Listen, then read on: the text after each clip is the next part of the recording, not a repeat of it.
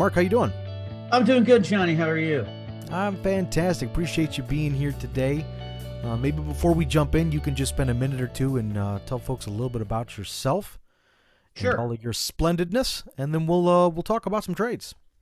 All right. Yes, I have been mentoring here at Sheridan Mentoring along with Dan since 2008. In my former life, I was a paramedic. I retired from that. I was almost a full-time trader before that. And then I got an option trading, and then I got here where I've been a mentor for now about 14 years. Um, and what we're going to talk about today is, we have this making 3K on 25K class we've been doing. And we're starting the new version of it next Tuesday. Johnny will talk more about that at the end. But what we do in that class is we help you develop a trading plan, what trades to use, when to use them, to help you learn to be able to make 3K if you have a 25K account, to make 3K in a month. That's the goal that we're shooting for. And part of that, like I said, of course, is trying to do trades that are appropriate right now. So I'm going to just talk about a particular strategy in two different instruments that is appropriate at the moment. And that is, let me share my screen, the calendar trade. A calendar trade, also called a time spread, is a trade where you sell an option in one expiration and then you buy an option at the same strike in a further out expiration. Here in this example, we're selling the 14th of April, buying the 20th of April. So how does this thing even work? Well, options do not expire in a linear fashion. They don't go along straight line every day, money made, money made. No, an option, if you're just following my little thing here, they really fall off the table. It's not linear. Options really decay quickly towards the end. They just really start to evaporate their time value. Let me erase this thing now. So the reason we would do a calendar is if we feel that something's going to trade in a range, because anything inside of this range, we can make money as long as we're inside the expiration break even. So this is our expiration graph where it crosses the zero lines to break even. So ideally, we'd like the price of the instrument, in this case SPX, to stay in here. And if it does, we'd like to stay in here until time decays enough that we make 10%. So let's suppose I put this trade on here for $9. Obviously, 10% of that is what? It's $900, by the way, $9 times 100, because all option contracts are 100. So in option parlance, you call it $9, but it's actually would cost you $900 to sell the 14th and buy the 20th at $45.90. So if I wanted to get 10% of 900, that'd be, of course, $90. Maybe you want to cover your fees. So maybe let's get $100. So let's just talk about, how can I get $100? Well, one, time decay.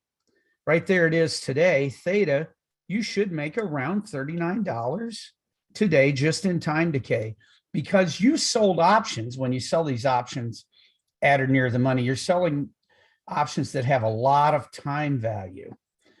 Because if that's where the market's trading, they give them a lot of time value because they don't know where they're going to go next. Will they get in the money? Will they not? Well, it's a lot more of a question whenever we're right around the money whenever we do this.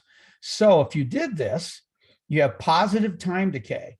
So if I just wanted to make $100, my theta today is $39. By the way, every day that number gets bigger. As I said, this starts to really roll and roll and roll, and the numbers get bigger as you get towards expiration.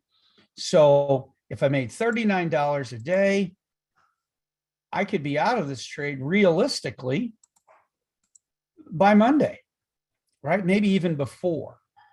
You could be out of this trade. If it hung around in here and you got your time decay, you could be out. Look at the profit level here on Monday. And you might even, here's the second. Now, tomorrow's the first. But in option trading on a Friday, a lot of times the market makers begin to take out some time decay for the weekend, even in the mid to late session. So you may even have an odd chance of getting out of it tomorrow, but more than likely we'd be in it till Monday. But that being said, even if we were in it longer, that's fine too. We're looking to get 10% on the trade. And even if that took us a week, I think you guys would agree with me that there's not many investable or tradable instruments out there where you make 10% in a week, right? So that's a pretty good profit. Heck, even if it took you 2 weeks, right?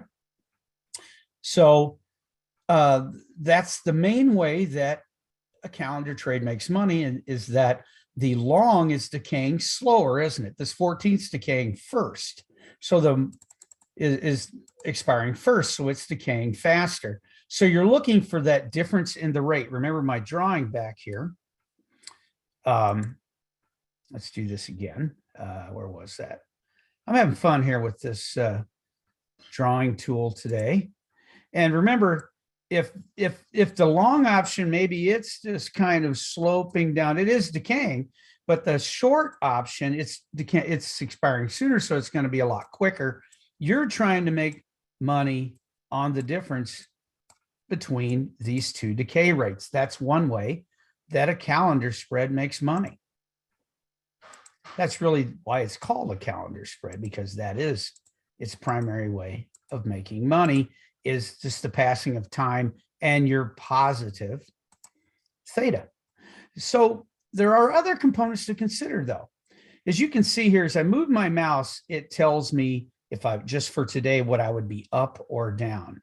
So you can see in different parts of the graph, I would be up money or down money sooner. So it depends on where I'm at in the graph, how much has it moved, how much time has passed, and the volatility. So there's 3 ways you make or lose money in a calendar trade. First off is where it's at. That could be good for you or bad for you. Theta decay is just happening. That's always good for you. And then the third way is volatility. Now this Vega is volatility. What do I mean by volatility? I mean the volatility of the two options you're in compared to each other. We follow the volatility on the SPX by looking at the VIX, which is the volatility level for the SPX. But just because it went up doesn't necessarily mean it would help your trade, or if it went down that it would hurt your trade, because it is every option in the SPX VIXs. What really matters in your trade, and what this Vega number is telling you, is how much does it matter to you if the volatility goes up or down in these instruments while you're trading them. So let's talk about that a little bit. So every option has its own implied volatility. And the more implied volatility it has, generally the more it's worth. So if I bought an option, like I bought this long, I own it. What would I like it to do? What would you like a stock to do that you owned? Well, you'd like it to go up, wouldn't you? So we'd like its implied volatility to go up, or at the very least, not go down. And then I sold short this 14th option for $45.90. So if I sell something and then I hope to buy it back cheaper later, and remember, implied volatility is part of its value. The higher it is, the more it has. What do I want its implied volatility to do? I want it to drop, or at least not go any higher. So how this trade works is those volatilities are balancing against each other. So time's passing and you're making this 30, 40 bucks a day. And then if the volatility, for example, on the long would go up 1 point and the short did nothing, you would make 1 point of Vega, which in this case is telling you it's $69.72. So if the volatility went in your favor 1 point, you'd make about 70 bucks. If it went against you, meaning the short maybe went up a point and the long did nothing, then you would lose that. But you can see that you could be out of this trade very quickly if volatility was in your favor. But if it just doesn't interfere much, you'll be out of it with the theta decay. Well, we're just in the SPX, we're looking for an overall VIX level. We decide to put the trade on. We don't look at the individual volatility levels, but we know what it means to the trade after it happens, Sheridan there. So what we're interested in is what happens to this trade afterwards? And you can just tell. A lot of times people say, hey, Mark, the VIX maybe went up a little bit today and I was out of my trade in a day. How did that happen? Well, the volatility must have gone up more in your long than in your short, and that helps you. So that's the idea of this trade. We want it to stay in the range. We'd like implied volatility to not go down and along, maybe even go up and boost us out sooner. And of course, time passing. That's the components of that. And that is one of the key trades we use many times in this 3K class. It depends on the environment. Sometimes this isn't suitable. Sometimes it is. And that's part of the class as we get into when is it most suitable to put one of these on.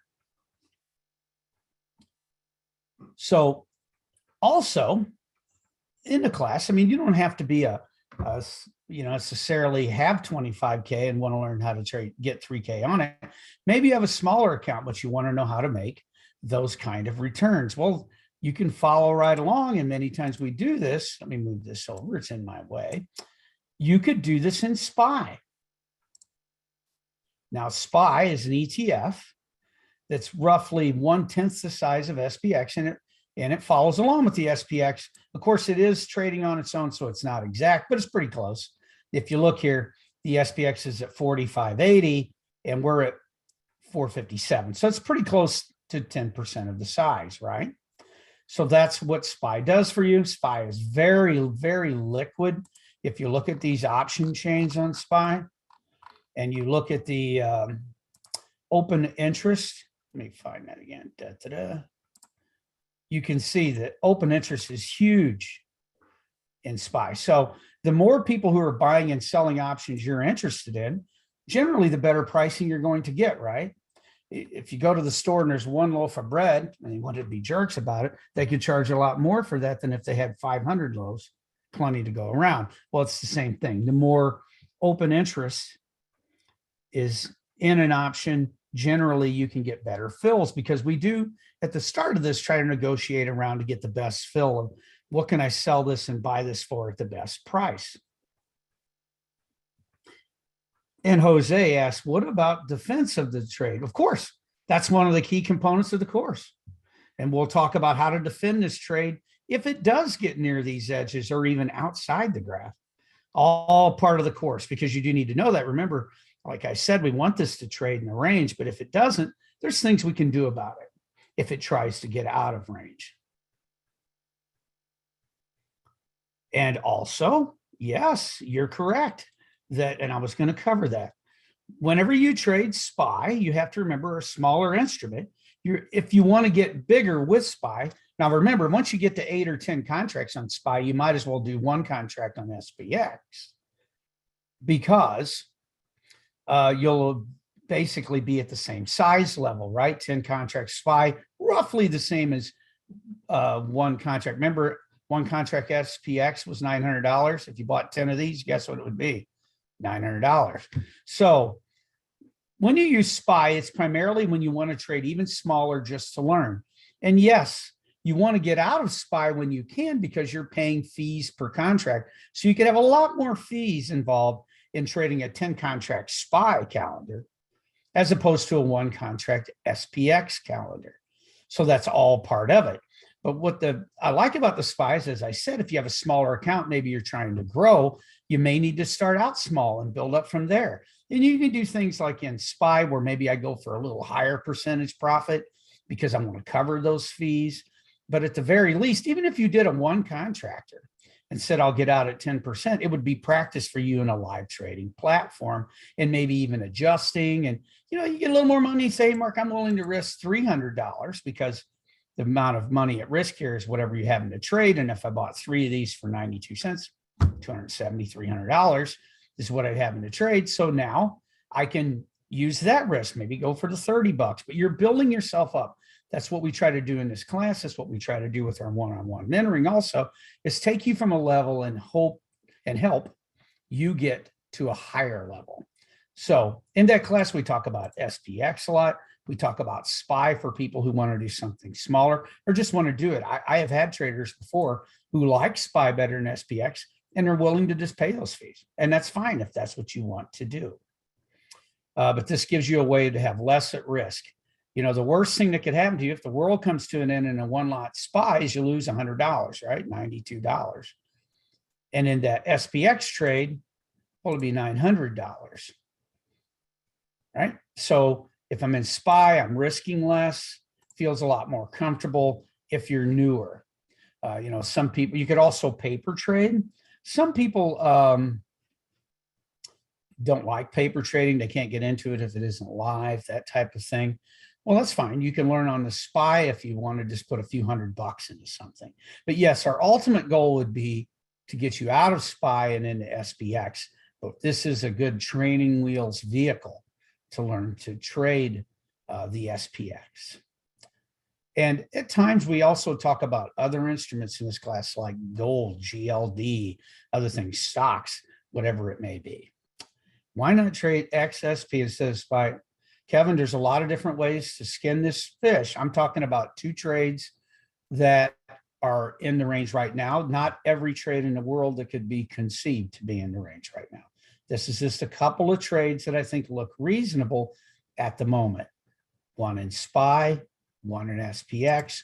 Could you find another instrument you might like? You bet. I'm just showing you 2 mainstream instruments to use this strategy in. And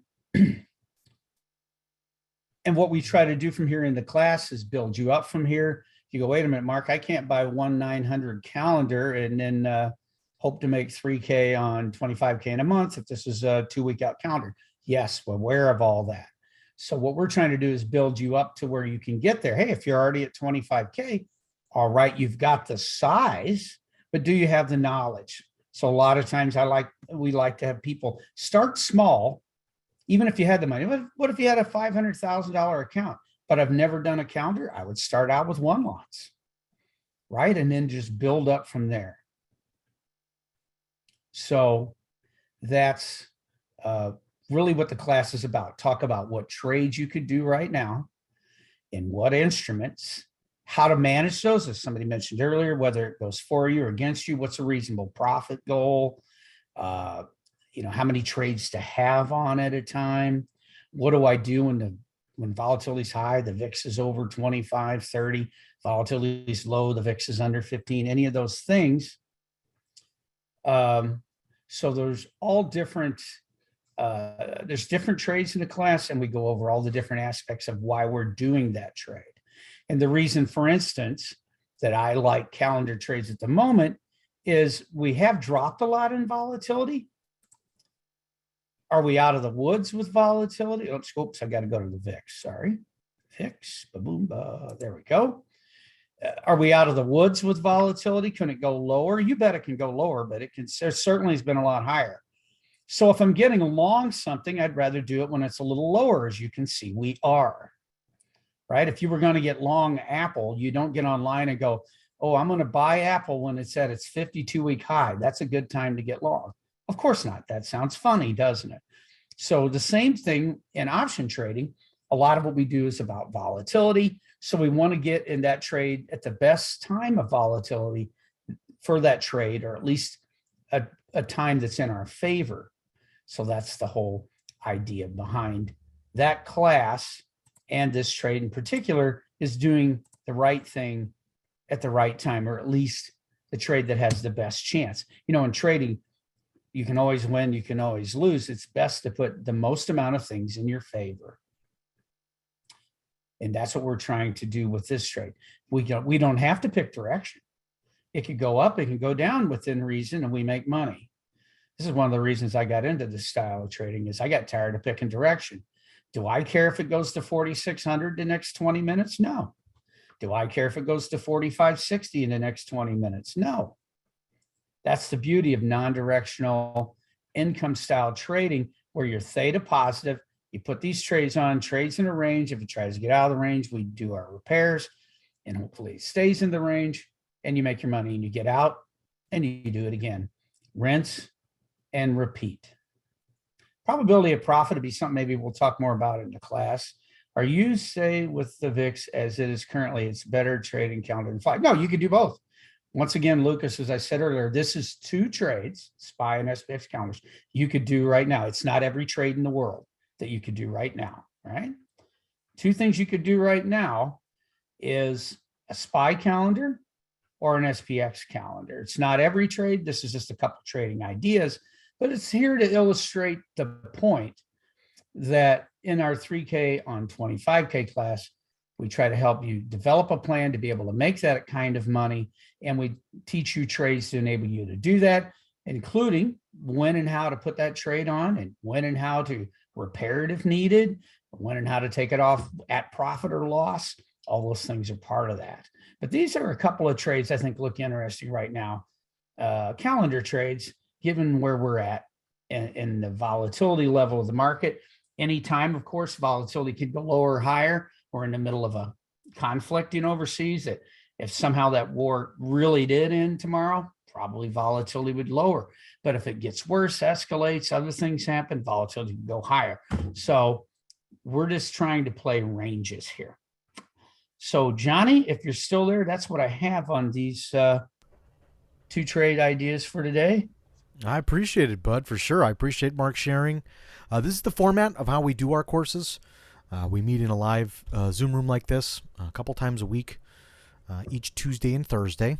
And we actually have a boot camp course. This 3K class for April, I think, will probably be the most inclusive.